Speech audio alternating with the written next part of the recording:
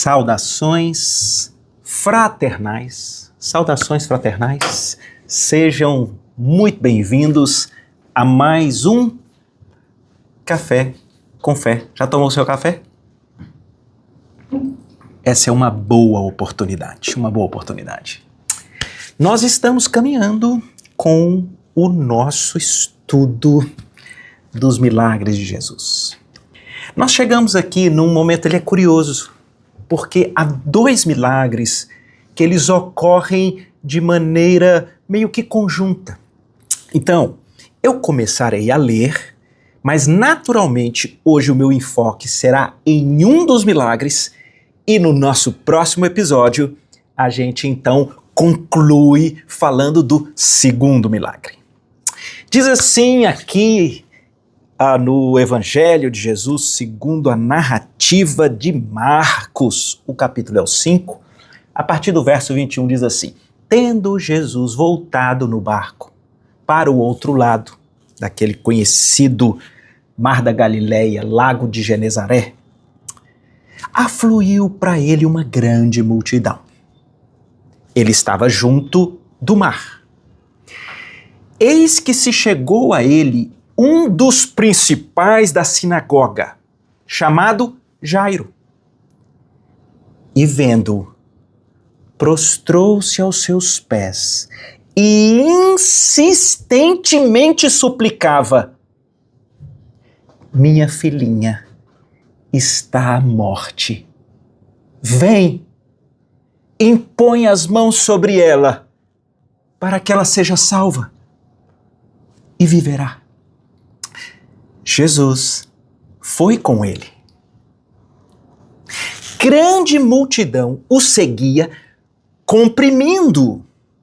E aconteceu que certa mulher, que havia 12 anos, vinha sofrendo de uma hemorragia e muito padecera à mão de vários médicos, tendo despendido tudo quanto possuía, sem contudo nada aproveitar, antes pelo contrário, indo a pior, tendo ouvido a fama de Jesus, vindo por trás dele, por entre a multidão, tocou-lhe a veste, porque ela dizia: se eu apenas lhe tocar as vestes, eu ficarei curada.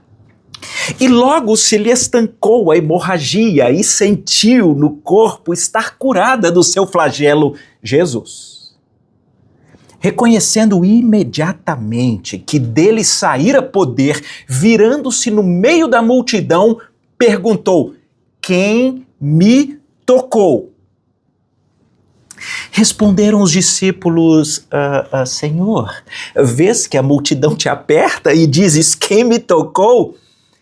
Jesus, porém, olhava ao redor para ver quem fizera isto. Então a mulher, atemorizada, tremendo, consciente do que nela se operara, veio, prostrou-se diante dele, declarou-lhe toda a verdade. E Jesus então lhe disse: filha, a tua fé te salvou. Vai-te em paz. Fica livre do teu mal. Até aqui, só para você saber, lembra que ele está com Jairo? Próximo versículo, cenas dos próximos capítulos. Não diz o marketing das séries que você tem que deixar um gancho para as pessoas irem para o próximo episódio? Cena dos próximos capítulos. Falava Jesus ainda com a mulher, quando chegaram alguns da casa de Jairo e disseram: a tua filha já morreu, não incomodes mais o mestre. Cenas dos próximos capítulos. Deixa eu olhar aqui com vocês essa curiosidade sobre o Senhor Jesus. Meu primeiro ponto é: a prioridade de Jesus, ela não é como a prioridade nossa. Eu acho que vocês entenderam, mas eu preciso pontuar. A pessoa que o procurou com uma filhinha à beira da morte, o texto diz, ele é o principal da sinagoga. A sinagoga seria como uma espécie do templo dos judeus. E os judeus, para os judeus, esse tipo de autoridade religiosa, ela é até maior do que a autoridade civil. Quer dizer que esse era um homem extremamente bem postado na sociedade. Ele era o líder naquela região. E se ele era o líder, ele não só é um homem cheio de autoridade, como ele é um homem respeitado, como ele é um homem cheio de recursos. Mas a vida, gente, ela é imprevisível e ela bate na porta de todo mundo. Ele é um cara religioso, ele é um cara muito bem postado na sociedade no que diz a poder e recursos, mas esse homem, por conta da dor e do sofrimento da sua filhinha que está à beira da morte, ele se lança no chão, diante de Jesus. E essa história a gente vai estudar no próximo episódio. Mas o que acontece no meio do caminho? Jesus tem uma multidão apertando, eu fico imaginando a cena, tá? Os discípulos tentando, libera aqui, vamos aqui, mas o texto diz que tem uma multidão comprimindo e o apertando. Mas a Bíblia diz que uma mulher. E eu acho que esse é um nível de sofrimento grande, tá? Porque o texto diz algumas coisas. Há 12 anos ela sofre de uma hemorragia que não cessa. Agora pensa isso 2000 anos atrás. Mas não é só isso. O texto diz que ela padeceu na mão de muitos médicos. Você pode imaginar quais eram todas as tentativas de possibilidades de tratamentos invasivos, mas dentro de uma realidade de 2000 anos. O texto diz que ela padeceu por 12 anos, mas não é só isso. O texto diz que ela perdeu tudo que ela possuía e não melhorou, ao contrário, piorou. Ou seja, Jesus está passeando por essa multidão e no meio da multidão tem gente sofrendo. E essa mulher, ela tem uma abundância de desespero numa narrativa aqui de 2 frases e meia. Mas o que é curioso?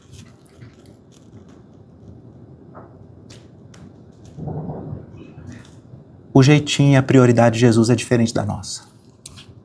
Porque pensa comigo, ele está diante de um pedido de uma pessoa muito bem postada na sociedade, uma pessoa que tem uma situação de emergência. No meio do caminho, quem é que o para? Ou quem é que o toca? E por que Jesus para? Por conta de uma pessoa que tem uma doença crônica.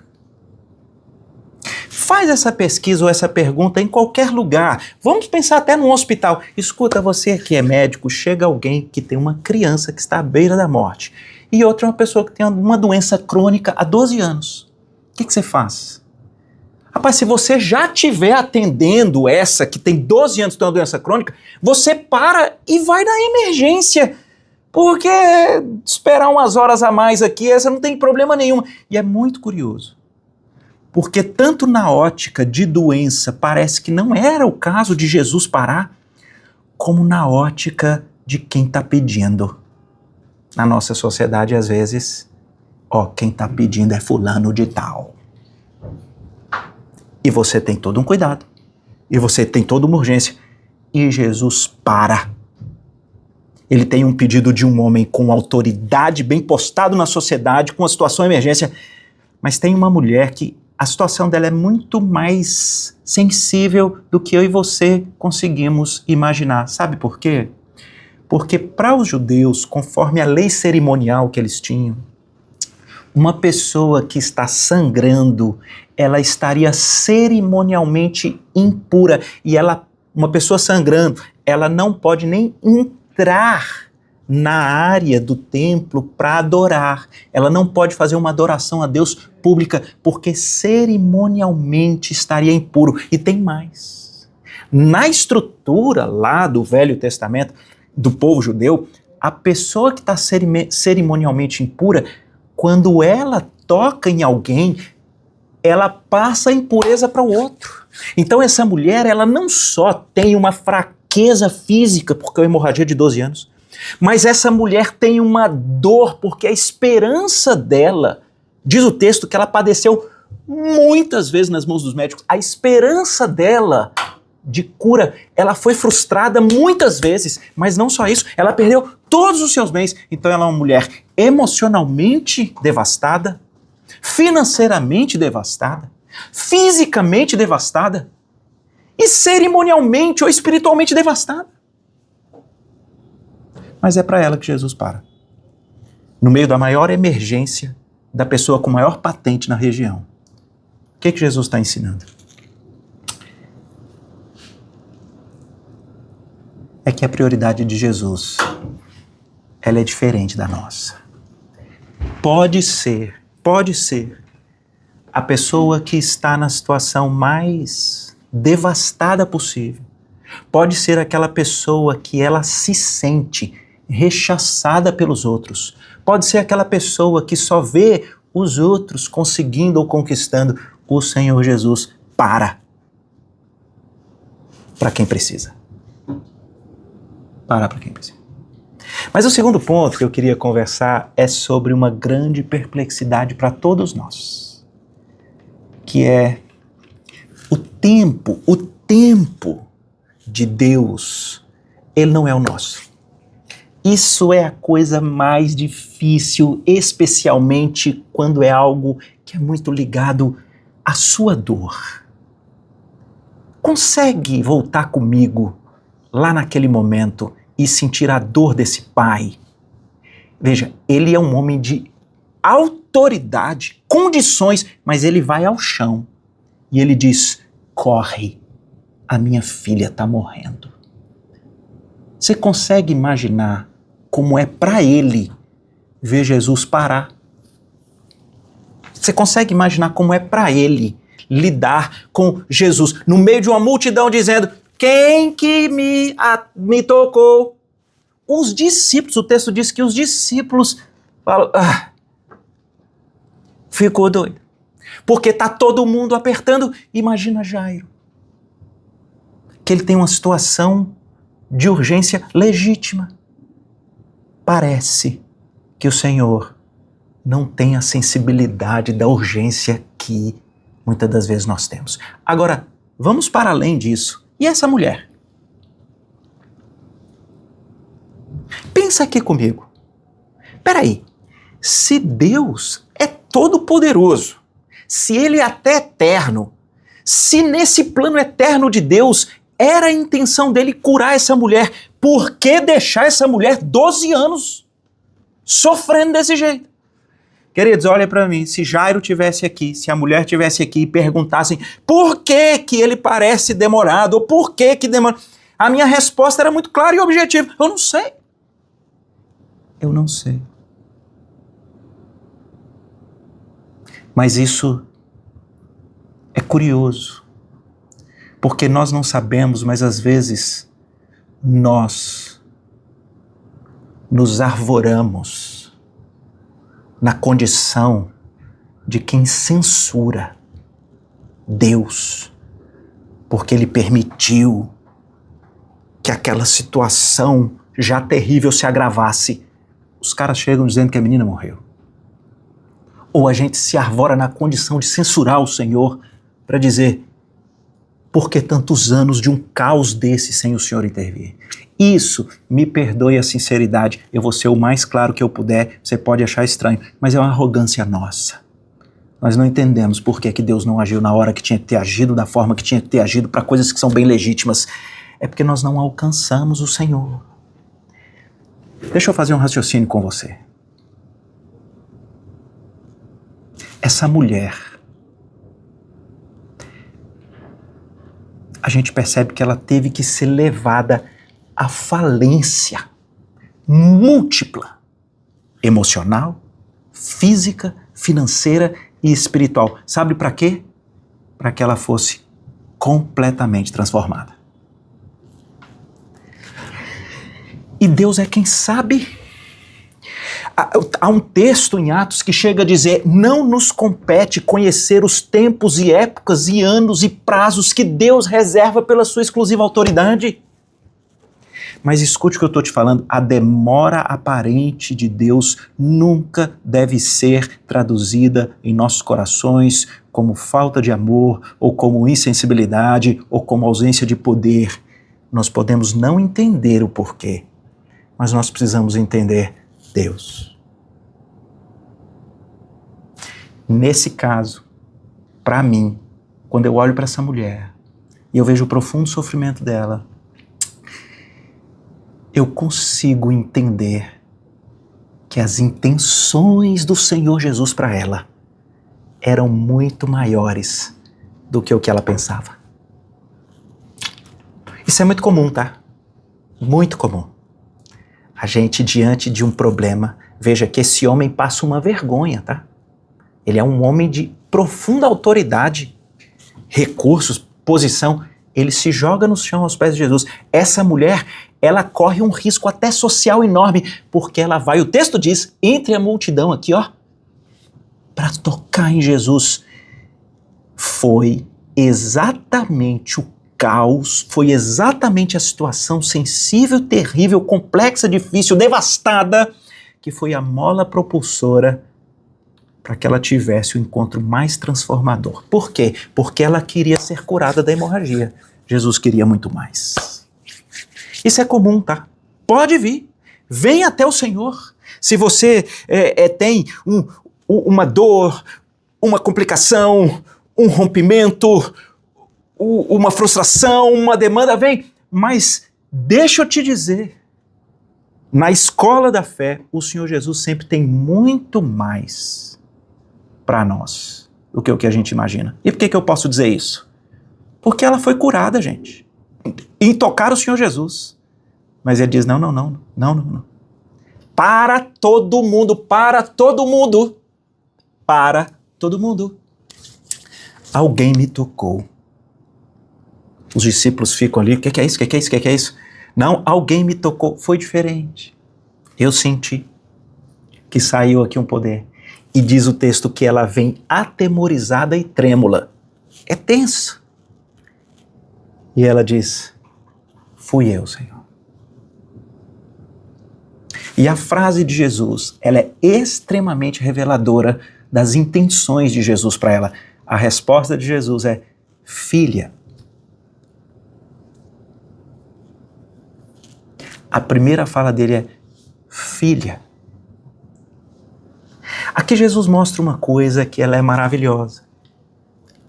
Porque a expressão que ele usa diz respeito à filha de Deus, aquela que é aceitável diante de Deus, com uma proteção peculiar de Deus.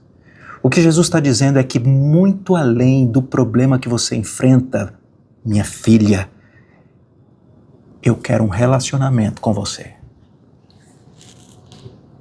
Não é só você, não se trata de resolver suas questões apenas aqui, que elas são legítimas e pode vir. Mas eu te chamo para um relacionamento de amor,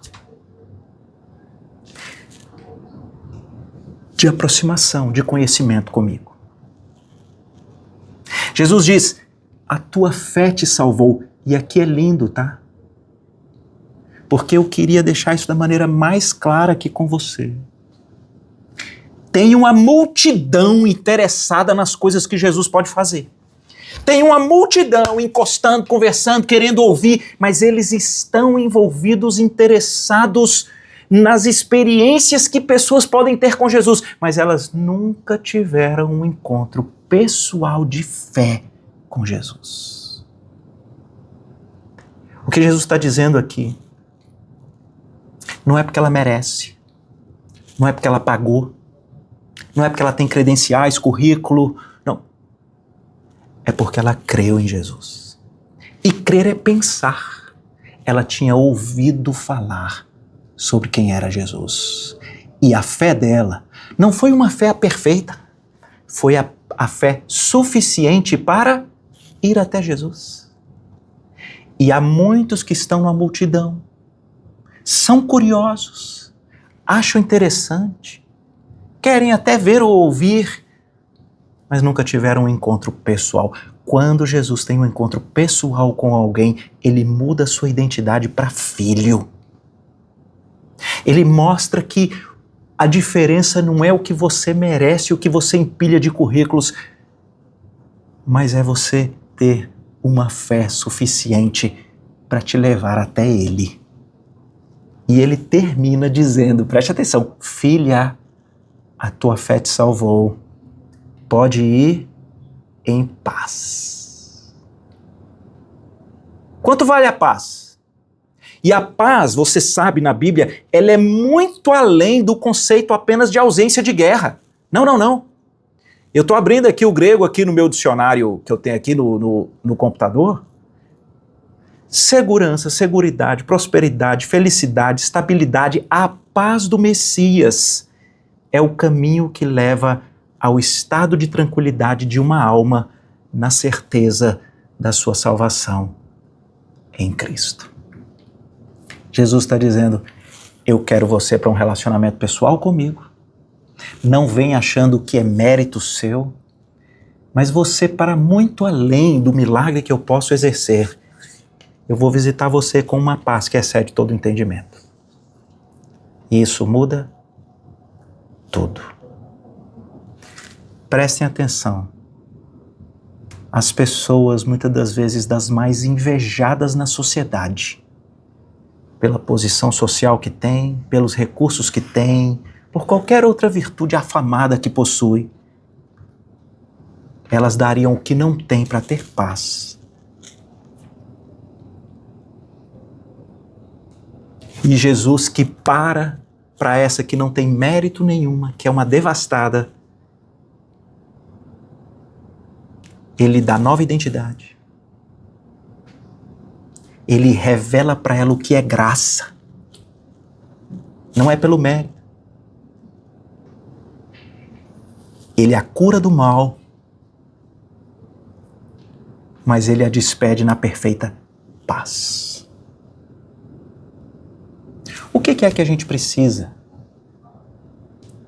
Que fé é essa que o Senhor Jesus está ensinando aqui? Deixa eu te dizer bem rapidamente. A primeira grande sabedoria, ela parece esquisita, mas é uma grande sabedoria. Observe e analise os seus grandes dilemas, seus grandes problemas, ou a condição mais devastada em que você foi, como uma grande oportunidade de Deus para desenvolver a sua fé. Essa mulher, diferente de muitos na multidão, talvez não teria tido o encontro mais transformador da vida dela se não fosse o caos e a devastação em todas as áreas que eu já citei. Mas às vezes é exatamente no infortúnio, naquilo que demora, naquilo que parece que só sangra, só dói, é que Deus nos leva ao lugar de onde a fé vai brotar. Segunda coisa que eu queria dizer é que se eu terminar aqui apenas com você dizendo eu queria ter a fé como a dessa mulher, você está achando que o foco é a fé dela? Não. Ela é medrosa, ela não consegue nem chamá-lo, ela vai aqui, por baixo da multidão, ela só toca. Ela tem a fé suficiente para ir até Jesus. Deixa eu dizer isso daqui porque isso aqui é importante. Na nossa sociedade, algumas pessoas dizem que o que importa é fé. Calma. Imagina comigo, o prédio está pegando fogo, tem uns 4 amigos, eles estão lá em cima. E um diz, pessoal, do lado de cá tem aquele espelho d'água. O pessoal fala, espelho d'água? Tem 10 centímetros de água. São 10 andares. Ele diz, mas certamente vai me proteger. Eu tenho plena fé de que esse espelho d'água vai dissipar todo o impacto e eu não vou ter nada. Ele pode ter a fé mais inabalável e plena. Ele vai pular. E o que vai acontecer?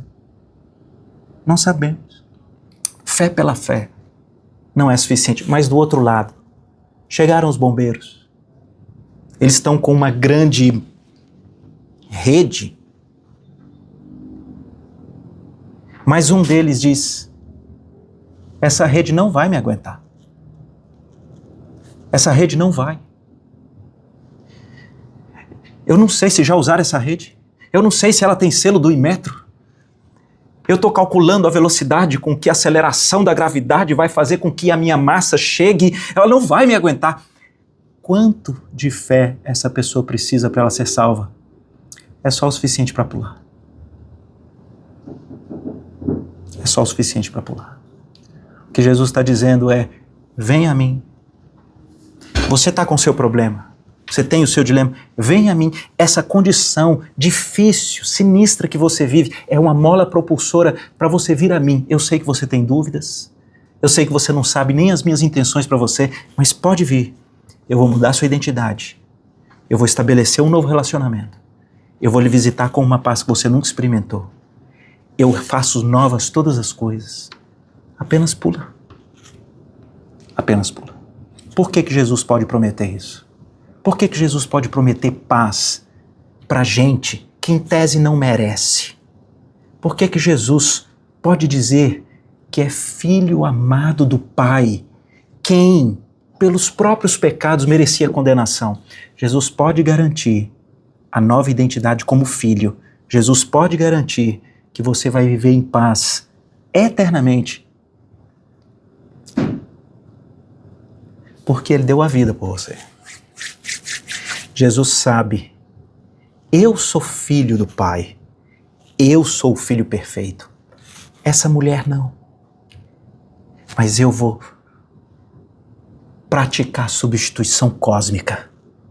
Ela vai ser filha e eu vou pagar pela dívida dela. Eu vou ser condenado à cruz. É o momento em que Jesus conquista para nós essa paz com Deus. Conquista para nós essa condição de filho perfeito e amado do Pai. E essa promessa, ela é experimentada por todos aqueles que chegam a Ele pela fé. Pai querido, obrigado por mais um milagre extremamente revelador. Que o Senhor aplique a Tua palavra na nossa mente, nos nossos corações. Em nome de Jesus. Amém. Deus abençoe.